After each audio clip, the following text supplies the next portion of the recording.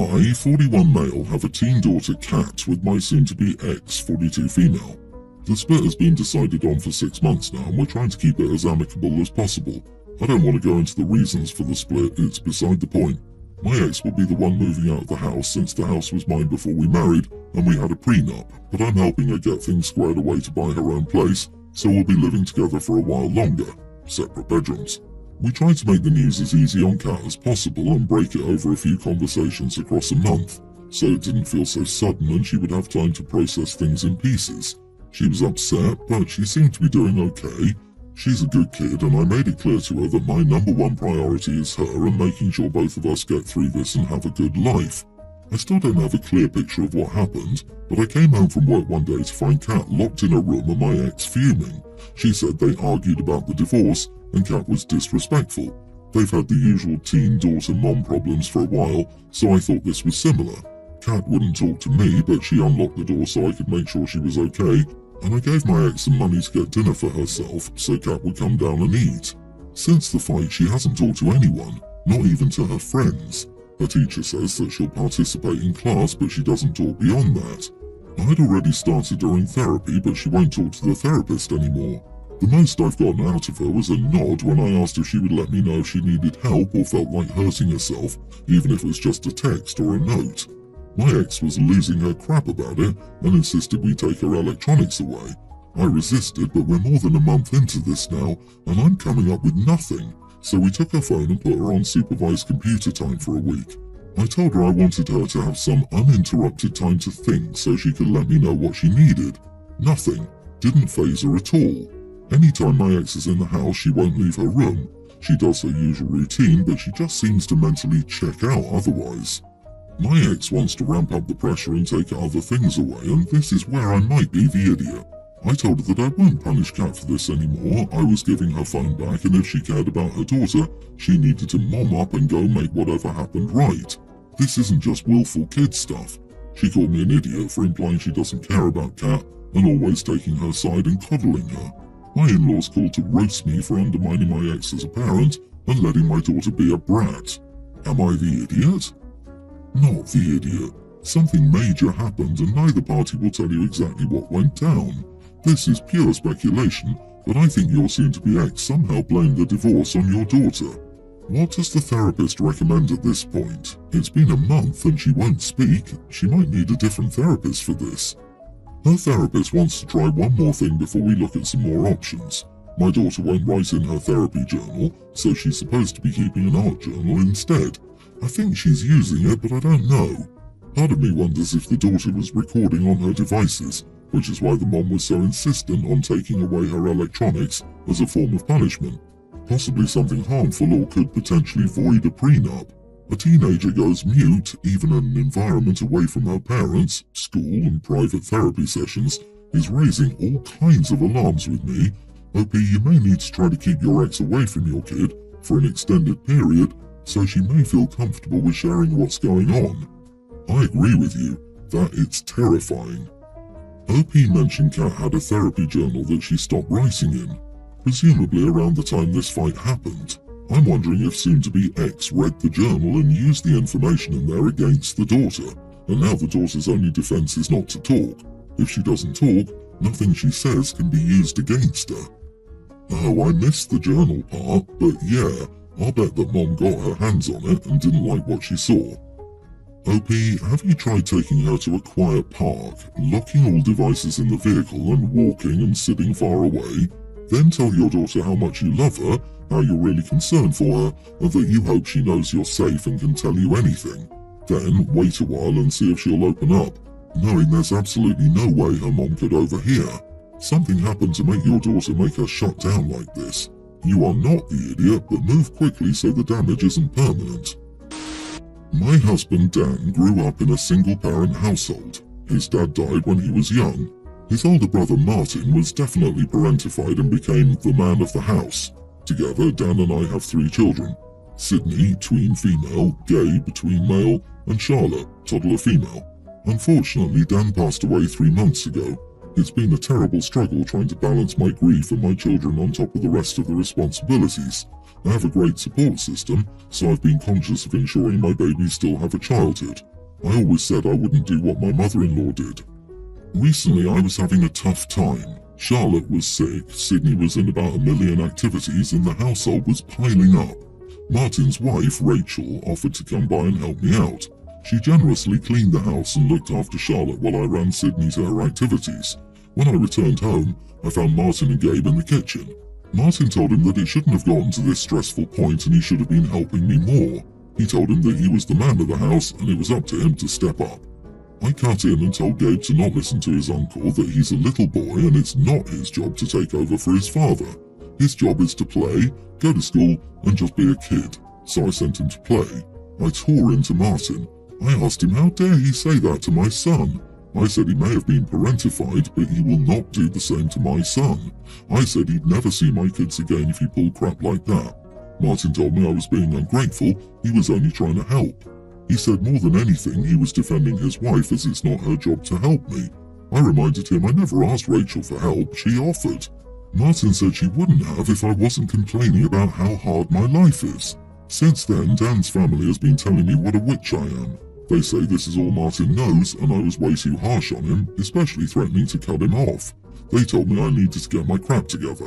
My mother-in-law especially thinks I need to suck it up and expect my kids, not just Gabe but Sydney too, to help me with Charlotte. I told her off and that only made it worse. Everyone accuses me of alienating Dan's family, which I'm not trying to do. Am I the idiot? Edit to clarify, my children do have chores and help around the house. However, the working question was things that were out of their age bracket and were my responsibility. That's why I was falling behind, considering I also had to take care of the kids, drive them places and do more things that were not age appropriate or their job.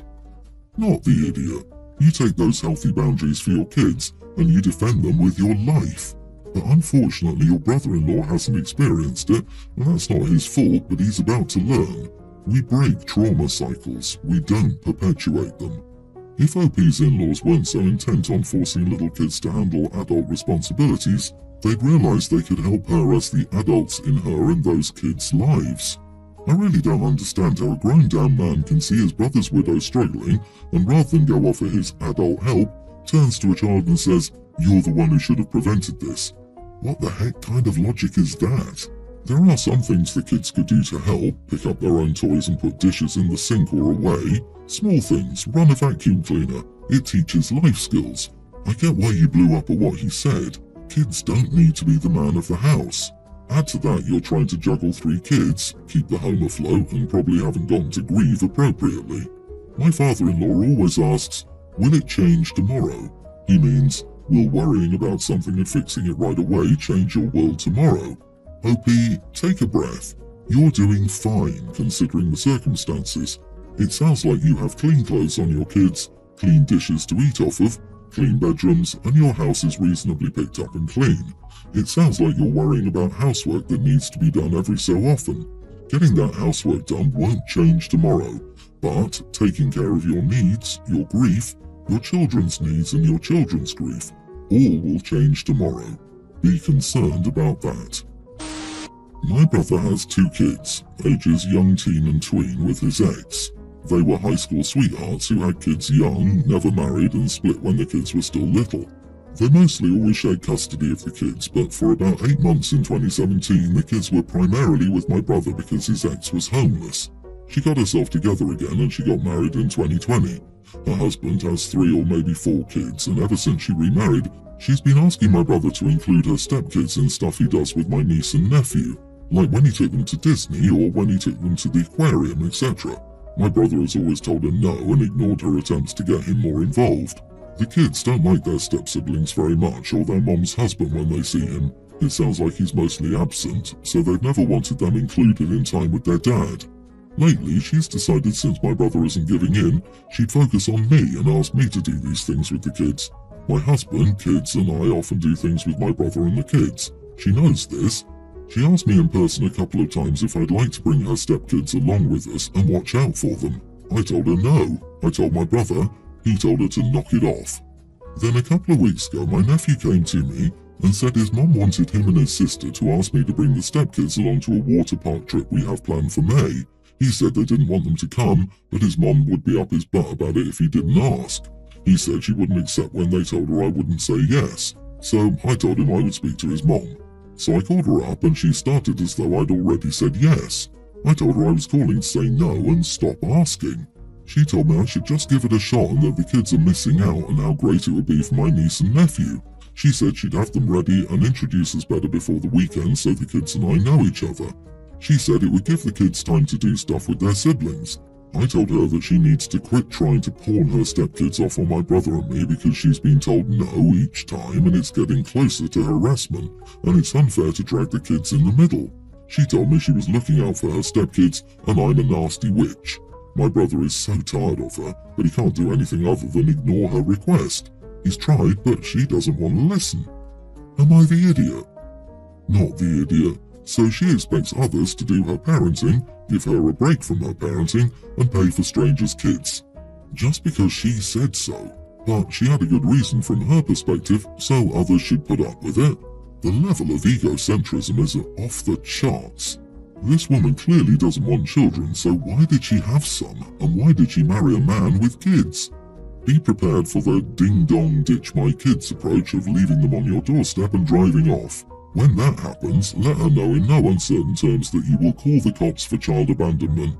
A ring camera might be a good idea too. It sounds exhausting, but you're doing the right thing by holding firm on your boundaries. I can understand that it's hard for the mom to see her family not get along, but she chose to marry someone with children that her existing children don't seem to like. The best thing she could do would be to stop forcing everyone to be one big happy family and just give her kids space to come around on their own terms. My wife and I have 3 children, male 35, male 34, female nearly adult. When our children turn 18, we give them some money to help them get a home. My second son called me a few days ago and he sounded very stressed. He told me that he lost his job and home and needed help. We live in a small 2-bedroom home and he has a family of 4, wife and 2 sons, so I told him that moving in with us isn't an option. He asked me for financial help, but the only money I have is the one I've saved for my daughter's home.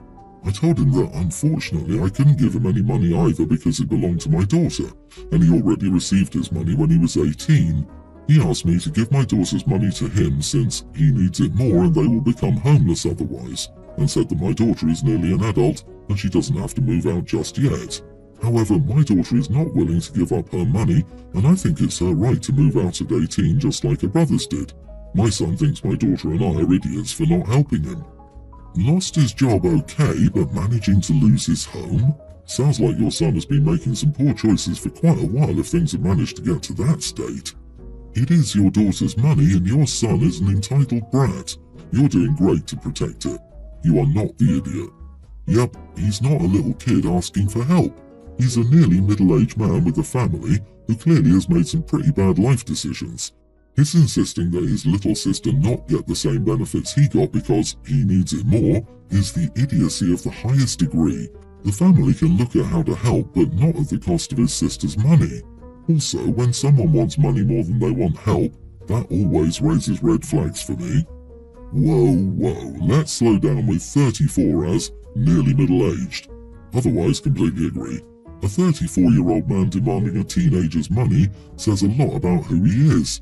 His financial difficulties aren't your daughter's responsibility to solve, especially not at the expense of her start into adulthood. Stick to your plans and don't sacrifice your daughter's future for him. He's an adult, married to an adult. They will have to find a way to work things out.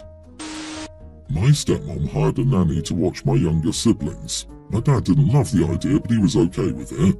The first day I met her, she tried to tell me to come into the dining room for lunch. I told her no thanks and that she wasn't required to cook for me because I wasn't one of her charges. She got an attitude with me and told me I needed to listen to her, and I told her no. I talked to my dad about it and he said he would take care of it. My stepmom asked me to come directly to her the next day if there were any more issues with the nanny. She said that would be more efficient because my dad just talks to her to tell her to talk to the nanny. I acknowledged what she said but didn't actually promise to do that. I did have further problems with the nanny after that. One night I came home from work and she asked me where I'd been. I was annoyed by her tone and told her mind her business. She told me not to be disrespectful. I told her she was in my house and should respect me if she wanted respect from me. I ended up telling my dad about all this. The nanny has been fired and my stepmom is really upset. She told me it hurt her feelings that I made an agreement with her but didn't honour it. I didn't actually promise not to talk to my dad, just acknowledged that she'd asked me not to. I also feel I should be able to talk to my dad whenever, but she feels betrayed and I never gave her a chance to handle it herself. Am I an idiot? Not the idiot. You don't mention your age, but if you're old enough to have a job, you're old enough not to answer to the nanny. She's your sibling's caregiver, you're not. Your stepmom also should accept that your father is your primary parent. You're more comfortable going to him with matters that upset you. One parent should never tell a child not to tell another something unless it's about a surprise birthday party. Your stepmom was trying to keep any issues away from your dad so that she could keep the nanny that he wasn't too keen on. While I understand that, she didn't fix the problem. Your dad did. There should be nothing you cannot bring to your dad. And does he know that your stepmother tried to tell you not to talk to him about this? In my opinion, she was way out of line to try to keep you from confiding in your father, both because that's your dad and you can tell him whatever you want, and because it was an apparent effort to prevent him from knowing what is going on in his own home and concerning his kids, no less. I don't get all these comments. I think you are the idiot. From the tone of your story, I don't get the idea that your stepmom asked you to keep a secret. She just asked you to tell her if there's an issue with the nanny. How is she supposed to fix it if you won't tell her? She asked you directly to tell her next time and you just ignored her. Of course she's upset and hurt. It's so weird that people jump to, this is a secret from your dad, versus, can you come to me first so I can handle it directly?